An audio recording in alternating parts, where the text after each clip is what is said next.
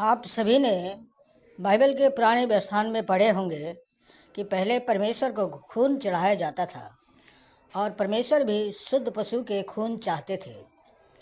किंतु यह सोचने योग्य बात है कि क्यों परमेश्वर पहले अर्थात यीशु के सूली में बलिदान देने के पूर्व पशु बलि या खून ही चाहते थे।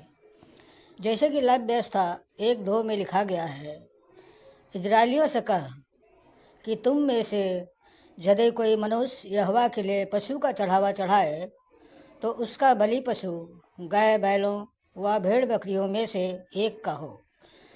फिर पुनः निर्गमन 29:28 में लिखा गया है कि ये सदा की विधि की रीति पर इजरायलियों की ओर से उसका और उसके पुत्रों का भाग ठहरे, क्योंकि ये उठाए जाने की भेंटें ठहरी हैं और यह इजरायलियों की ओर से उनके मेल बलियों में से यहोवा के लिए उठाए जाने की भेंट होगी।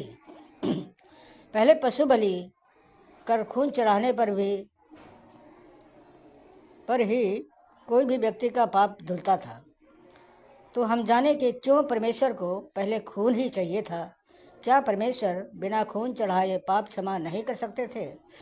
आखिर उस समय परमेश्वर को खुश रखने के लिए और अपने पाप क्षमा के लिए खून ही क्यों जरूरी था? आप जानते हैं कि परमेश्वर ने आदम को अपने स्वरूप में मिट्टी से बनाकर उसमें अपना सांस फूंका था।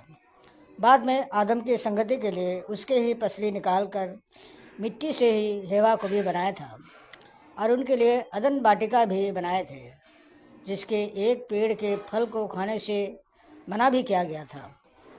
परंतु आदम हेवा दोनों ने फल खाए और नग्न महसूस की, अर्थात उनकी आत्मा उस समय मर गई।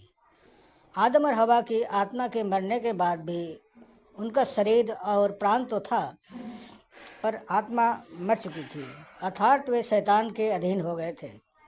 वे शैतान के पूरे कब्जे में थे। शरीर और प्राण इसलिए था क्योंकि परमेश्वर ने मिट्टी से बनाकर अपना सांस आदम और हेवा में फूंके थे। आप इस समय भली भांति जानते हैं कि जब शरीर मरता है तब आत्मा और खून दोनों भी नहीं रहता है, अर्थात जब तक आत्मा और खून है आप जीवित हैं। एक प्रकार से ये एक दूसरे के पूरक हैं। आप जानते हैं कि मृत शरीर से खून नहीं निकलता है। जब कोई व्यक्ति मर जाता है तो उसके शरीर में रक्त संचार बंद हो जाता है और रक्त कोशिकाएं सिकुड़ जाती हैं। मतलब आत्मा के रहने के लिए क्या चाहिए? खून चाहिए। पहले लोग इसी आत्मा को जिंदा रखने के लिए खून देते थे। भाई, परमेश्वर ने तो आदम और हवा को बना दिए थे, बार बार एक ही को थोड़े ना बनाते हैं। इसलिए उस समय खून परमेश्वर को नहीं, पर पाप के कारण मरे आत्मा को जिंदा रखने के लिए चाहिए था। खून का चढ़ावा पहले हरेक के पाप के लिए देना पड़ता था। पाप मतलब आत्मिक मृत्यु। इसलिए हरेक पाप के लिए अलग पशुओं का खून देना होता था। यह रीति दीर्घकालीन व्यवस्था के लिए संभव नहीं थी। अतः बाद में परमेश्वर की योजना के अनुसार ही यीशु मसीह को मेमने के रूप में मनुष्य का रूप लेकर आना पड़ा, ताकि उनके खून बहाने और मृत्यु से आदि पाप अर्थात व्यवस्था का पाप मिटाया जा सके। जैसे इब्रानियों 7:27 में लिखा गया है कि उन याजकों की नाई उसे आवश्यक नहीं कि प्रतिदिन पहले अपने पापों और फिर लोगों के पापों के लिए बलिदान चढ़ाए, क्योंकि उसने अपने आप को बलिदान चढ़ाकर उसे एक ही बार निपटा दिया। अगर नहीं तो इब्रानियों 9:26 में देखा जाए, नहीं तो जगत की उत्पत्ति से लेकर उसको बार बार दुख उठाना पड़ता था, पर अब युग के अंत में वह एक बार प्रकट हुआ ताकि अपने ही बलिदान के द्वारा पाप को दूर कर दे।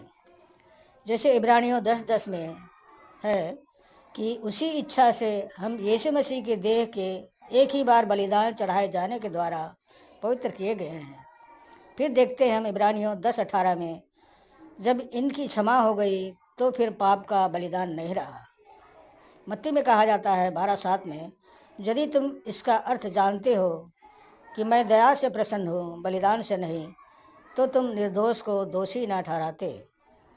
इब्रानियों 10:26 में लिखा है, क्योंकि सच्चाई की पहचान प्राप्त करने के बाद यदि हम जानबूझकर पाप करते रहें तो पापों के लिए फिर कोई बलिदान बाकी नहीं रहेगा, क्योंकि यीशु मसीह ने हम सब के पाप के लिए अपना बलिदान दे चुके हैं, अर्थात अब किसी बलिदान की आवश्यकता नहीं है। समाप्त। जय यीशु।